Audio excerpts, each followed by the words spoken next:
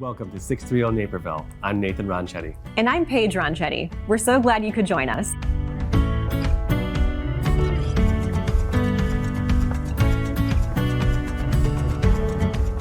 We've got a fantastic lineup for you today. Katie Wood takes us around downtown, learn how to play pickleball, talk to Janet Derrick as she steps down from her role at Loaves and Fish's Community Services, and premiere a new segment of NaperBites. But first, let's find out more about this year's Naperville Salute. Michelle and Leo, thank you so much for being here today to talk about Naperville's 4th of July celebration, the Naperville Salute. Michelle, let's start with you. How did the salute come about? Sure. Well, thank you for having us. The Naperville Salute came about just through COVID and wanting to have a celebration of our nation's independence, honor our veterans, active military men and women, and first responders, while providing the community with a great opportunity just to get out once again and have fun and connect with one another. Yes, reconnect after all the time at home during the pandemic. So, Leo, I know that Salute is all about honoring our veterans, active military, first responders. How do they honor them? As part of the Naperville community and as a veteran, the Salute event is perhaps the most important show of appreciation for our veterans that the Naperville community puts together. So how does it honor the veterans? Basically by acknowledging them and putting something together that allows the entire community to get together and show their appreciation for the veterans that either participate, that show up, or they just hear about it. So it's a great, great event. And was there a reason behind choosing the 4th of July weekend for the event? I believe so. I think the 4th of July is ingrained in every citizen's heart as the most patriotic holiday. So I truly believe that that's the right time to do it. Absolutely. Yeah. And plus the kids are out of school then, so the whole family can come and take part in the event. Absolutely. It is a family-friendly atmosphere. So we have things for all ages. We have a whole family fun area, face painting and crafts and a magician. And then for our veterans, it's free for them to attend. And we have a special tent that they can go and relax and enjoy a couple of adult beverages if they choose to, as well as some food. And their families can join them as well. Oh, that's so nice. So let's talk a little bit about the event itself this year. What are the dates, the hours? Maybe can you give us a clue about some entertainment that may be coming? Of course. So this year's event will take place July 5th through the 7th, opening on Friday afternoon at 4 p.m. and running till 10 p.m. Saturday, we open at 2 p.m. and go till 10.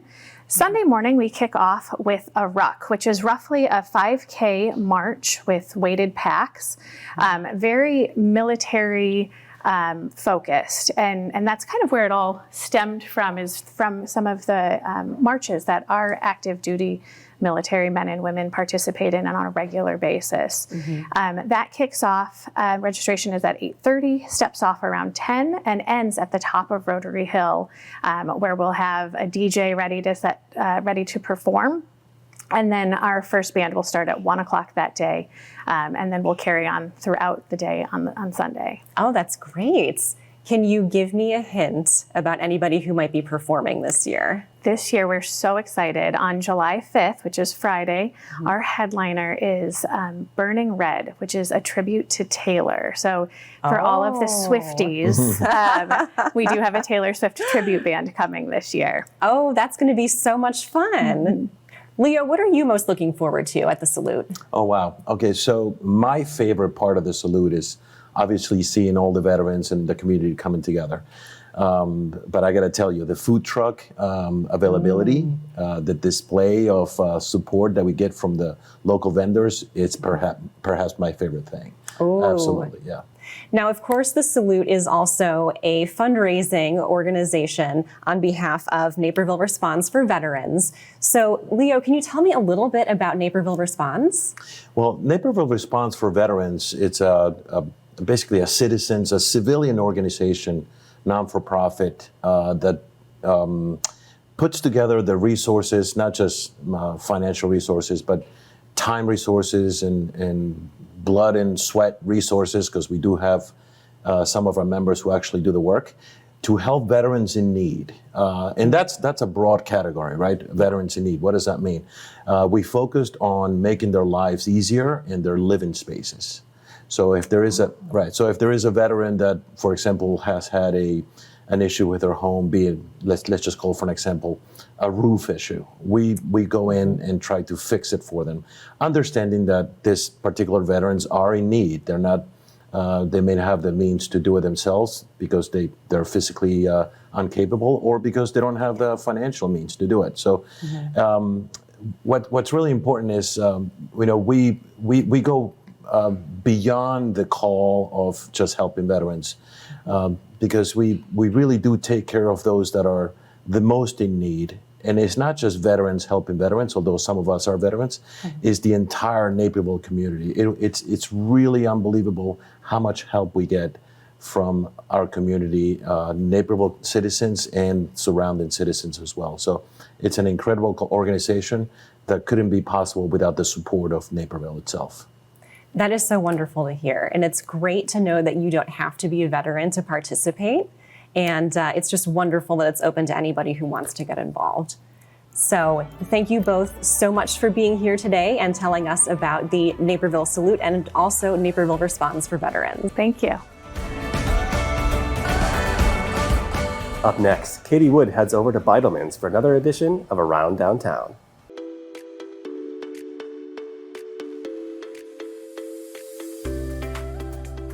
There are so many businesses you know and love in downtown Naperville. Today, we're here to shine the spotlight on one of them.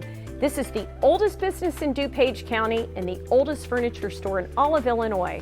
Welcome to Beidelman Furniture.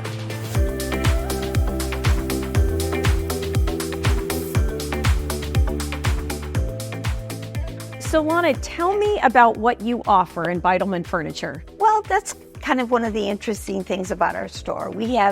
We always say we have something for everyone. Great. We have, I would say, not lower end, but medium priced furniture to a little higher end. And we sell lots of both. And we do a lot of custom ordering too, where, like, for instance, if somebody sees a chair they like, but they want a different fabric, we have all the fabrics. That's great. And they can do a lot of custom ordering. I would say half our sales are custom orders and half are right off the floor. So you actually buy the items here in your showroom? Yeah, everything here is our companies that we deal with, and most of them are companies that we've dealt with for many, many years. Got it. So once somebody comes through and we realize they're a great company, we stick with them. Yeah. So Lana, it's not only the first floor showroom, you have furniture upstairs too. Yes, we have a lot. Let's go see it. So here we are up on the third floor of Beidelman Furniture.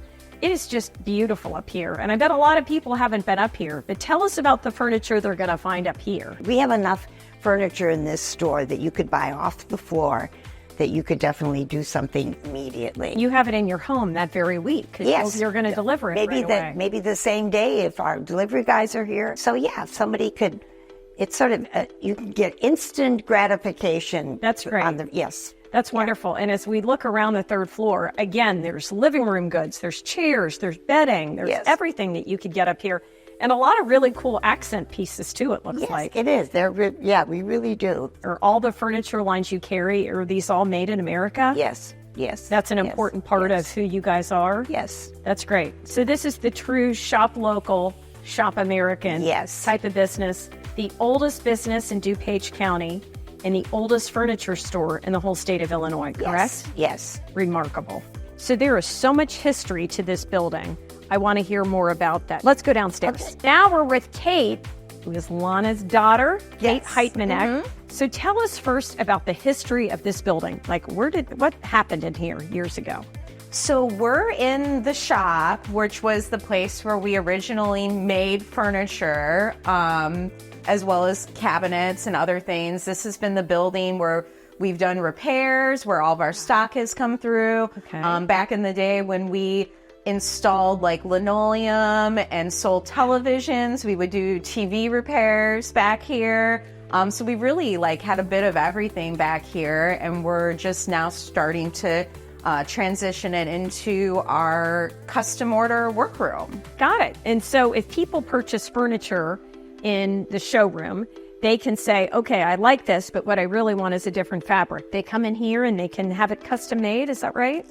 Yes, all of our upholstery is made in the United States, so we can come in here, you can bring a pillow from home, or you can start with scratch with nothing, or a magazine clipping, and we can either help you, or you can be on your own as much as you want to have fun to pick out your chair. We can help you with that if you need the help. So I'm going to go back just a minute to the history of this building. So it started where you were just building furniture, and then what happened that you then expanded into retail furniture? Part of our Naperville history is that one of the oldest retailers in the country, which was Kraler, was started out of this building. At that time, we had a much smaller showroom that was a old wooden building that was at the place where our building is now. In 1927, they moved the old wood structure over to where the patio is at Bev's now. Okay. And we did business out of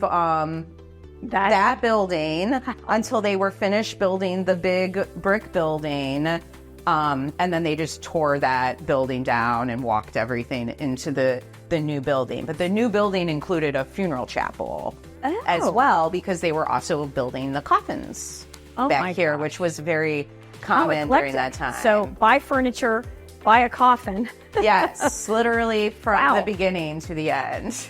Oh, there we go. I just can't thank you enough, Kate and Michael and Lana, for showing us Beidelman furniture. People really need to come here. And thank you for stopping by. After the break, Samira Luthman from the Naperville Park District learns the rules of pickleball. We'll be right back with more 630 Naperville. Come explore downtown Naperville this spring. With over 100 shops, from national favorites to one-of-a-kind boutiques, it's the premier shopping destination in the western suburbs. Enjoy over 50 restaurants for dine-in, carry-out, and delivery, or relax at one of our many spas. For a night away, don't forget about Hotel Indigo, located right on the Riverwalk. Come shop, dine, stay, and explore downtown Naperville.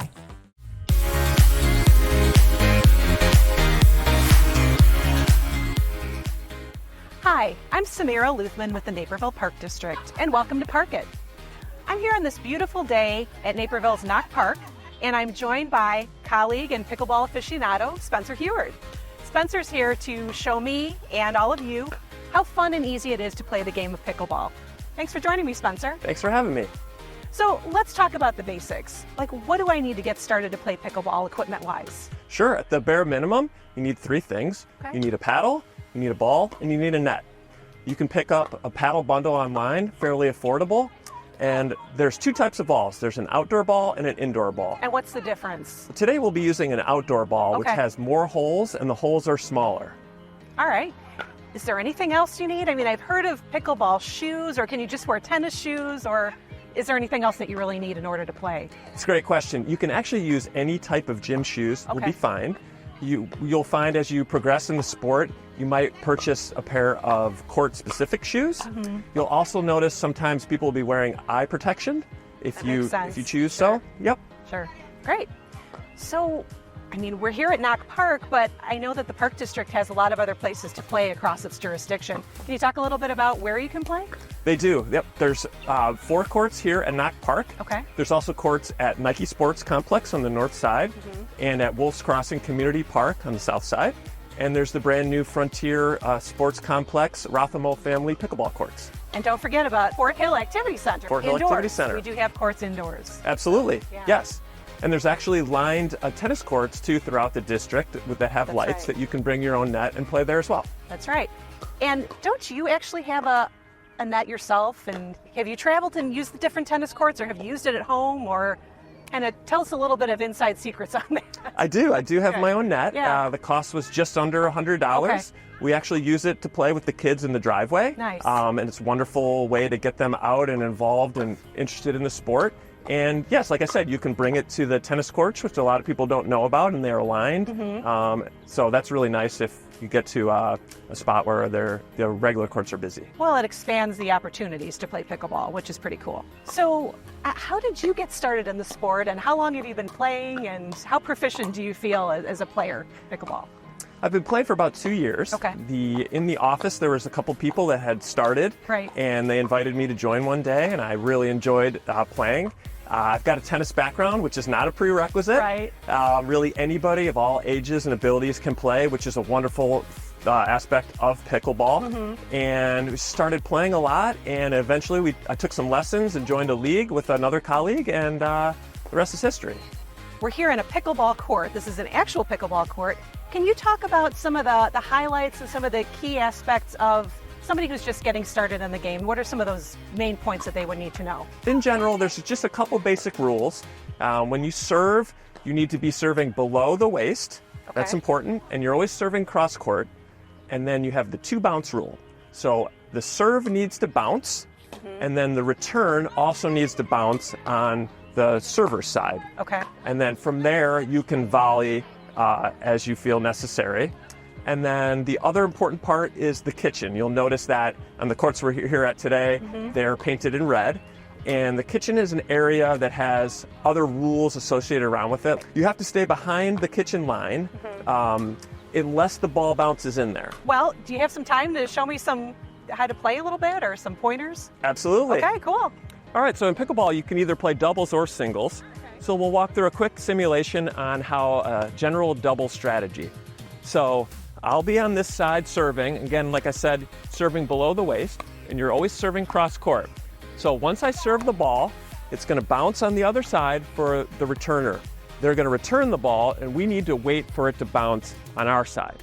Once the ball bounces, we're going to hit it back over to the other side, and we're going to move up. So you always want to move up as quickly as possible to be as close to the kitchen line as you can. Pickleball is a game of angles. So by being closer to the kitchen, we cut off those angles and we have a better advantage. Now, if they hit the ball back to us and it bounces in the kitchen, that is when you can step forward and hit the ball over. You want to hit some? Sure.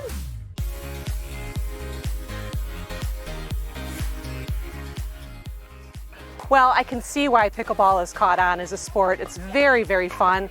I still need a little bit more practice and probably some lessons, but thanks to Spencer. Appreciate him joining me today and showing me the ropes. Hope you enjoyed it as well.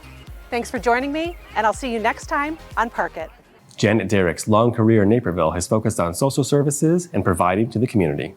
Let's learn more about her as she steps into retirement. My family and I moved here in 1998 with a corporate job. I was transferred here, and then in 2001, that was my first retirement. I retired from my corporate job. And then I found Naperville Cares through a community event. So when I started volunteering with them in 2002, as volunteers we do here at Loaves and Fishes, you know, they ask you to do more and more. So I was on the board, I worked on a lot of the fundraising events.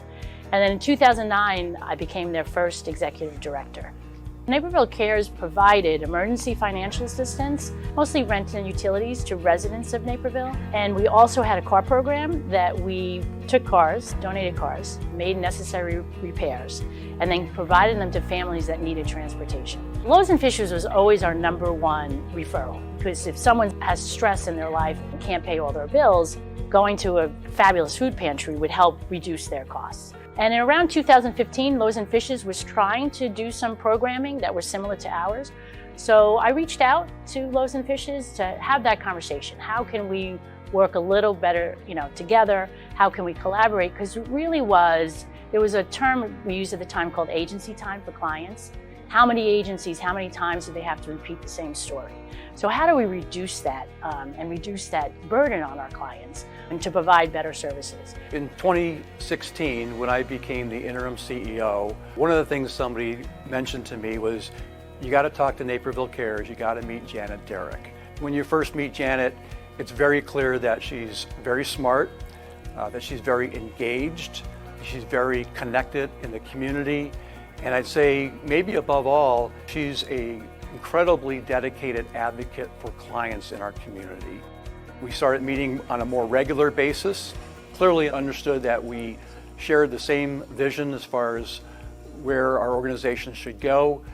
We decided that a merger was the best answer for our clients. It just became a natural fit for what we were trying to do at Loaves and Fishes. We got a board approval by May and we merged by June of 2016. So it's been an 8-year fabulous relationship. The merger of Naperville Cares into Loaves and Fishes was a very pivotal point in the history, if you will, of obviously both organizations. And Janet, of course, was a key part of making that happen. First of all, I brought some fabulous volunteers to the table. We have had people work for us for over 20 years. And then we just put structure to programming, in particular the non-food programs. I had great staff that was here that taught me the food business. It's a very different business. That's the entry point into the agency, right? We connect people to services. We connect them to emergency assistance or English language, all the various non-food programs we do. Clients, they come for the food in the beginning, and hopefully they leave with a lot more than that. Maybe it's a connection to a job, maybe it's getting education on financial literacy, and you see the change in clients and the smile on their faces, and you see them have the confidence to now take where they are and go a lot further in their lives. It's absolutely heartwarming. You know, when you retire, people often ask, are you moving? I'm like, I love this community. I have a new grandbaby that we're going to go out and help care for a little while. And then just family and friends and doing a little more traveling. But staying connected to the community. I'm a Rotarian, I'm going to stay with that. I'm going to continue volunteering at Loaves and Fishes. The future is very bright for Loaves and Fishes. We have worked really diligently on making sure we have a team in place and a succession plan in place to continue our work. I have had and developed such tremendous relationships with people that are dear, dear friends of mine. And without them, I wouldn't be where I'm sitting here. After the break, explore another restaurant with NaperBites. Stay tuned for more 630 Naperville.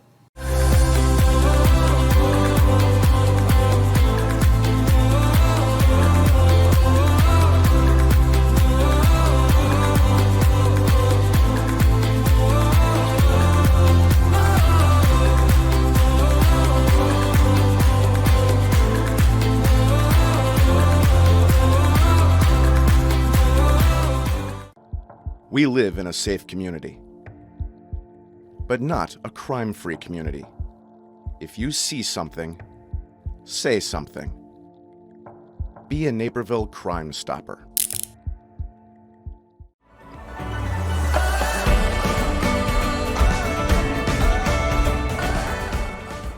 You know, the suburbs get a bad rap for being not as culturally diverse as the city, but Naperville isn't your average suburb. So today we're at a fixture in North Naperville that's been here for over 25 years, serving up the best Indian cuisine that Napervillians have rated year after year after year. This is Indian Harvest.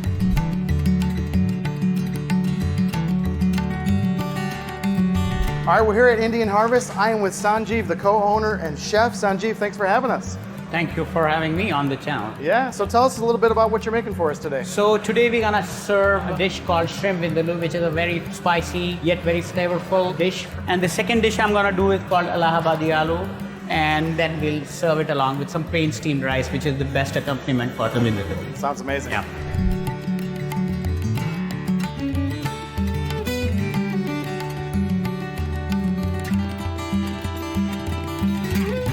All right, Sanjeev, before I jump into these dishes, which I can't wait, tell me again and show me how to build the dish in the best possible way. Perfect. So I'll start with the dish from my hometown. I saw growing up my grandmother making this dish. It's called Allahabadi aloo.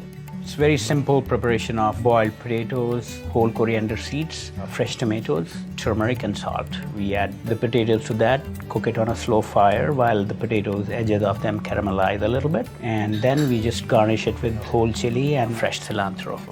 I like that you have the whole coriander seed because it's a different experience between the ground, right? Yeah. I mean, you will see the flavors just pop into your mouth when you bite into that. I love the freshness of the cilantro. Cilantro. Yeah, that makes a big difference. All right, Sanjeev, shrimp vindaloo. Tell me again.